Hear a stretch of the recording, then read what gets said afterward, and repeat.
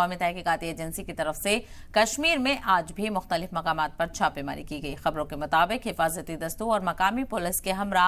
NIA ने जुनूबी जिले शोपिया, पुलवामा और अनंतनाग के अलावा वस्ती जिले बडगाम और श्रीनगर में 13 मुख्तलिफ मकामात पर छापा मारा है। सरकारी जराये के मुताबिक ये छापे जम्मू में दर्ज एक मामले के सिलसिले में मारे जा रहे हैं। ये कार्रवाइयां वादी कश्मीर में दहशतगर्दों और मुआविनों के इकोसिस्टम को खत्म करने के लिए की जा रही हैं। तो वहीं जिन लोगों के घरों की तलाशी ली जा रही है उनका किसी न किसी तौर पर जमाते इस्लामी जम्मू कश्मीर से ताल्लुक रहा है, जिसे अलहदगी पसंद और दहशतगर्दाना सरगर्मियों में मुलविस होने के इल्जाम में 28 फरवरी 2019 को UAPA के तहत बैन कर दिया गया है। बता दें कि टेरर फंडिंग से मुतालिक इस केस के सिलसिले में गुज़िश्ता 4 और 11 मई को भी जम्मू कश्मीर के मुख्तलिफ मकामात पर छापे मारे थे,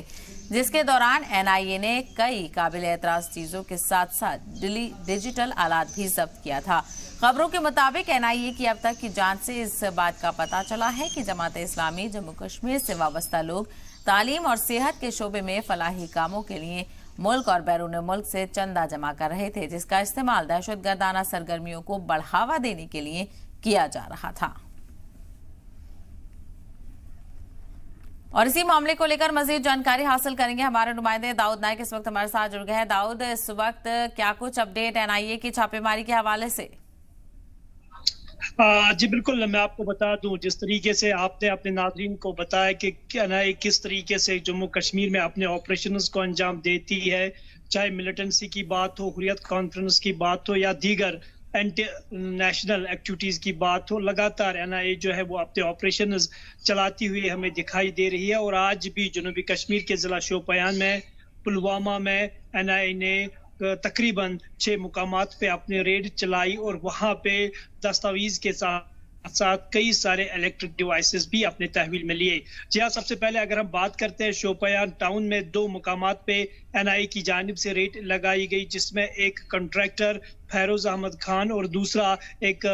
दुकानदार नसीर अहमद के घर पे सुबह 6 बजे NIA की टीम जो है नमूदार हुई और वहां पे अपनी तलाशी कार्रवाई तकरीबन 2-3 घंटे तक चलाई और वहां पे बैंक डॉक्यूमेंट्स के साथ साथ इलेक्ट्रिक डिवाइसेस को अपने तहवील में लिया। लेकिन मैं आपको बता दूं, इस रेड में किसी को भी गिरफ्तार नहीं किया गया, लेकिन ऐसा माना जा रहा है कि अब आने वाले 1 या 2 दिन के बाद इस मामले में किसी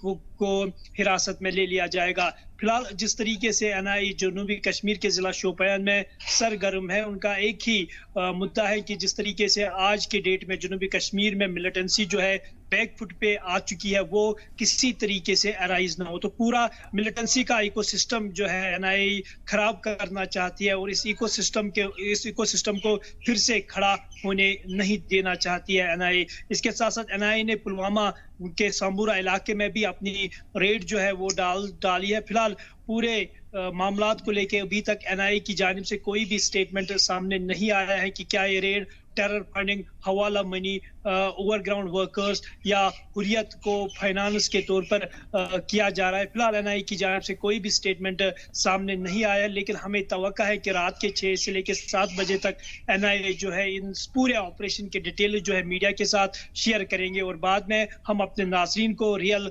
इंफॉर्मेशन पहुंचाने की कोशिश करेंगे। जी।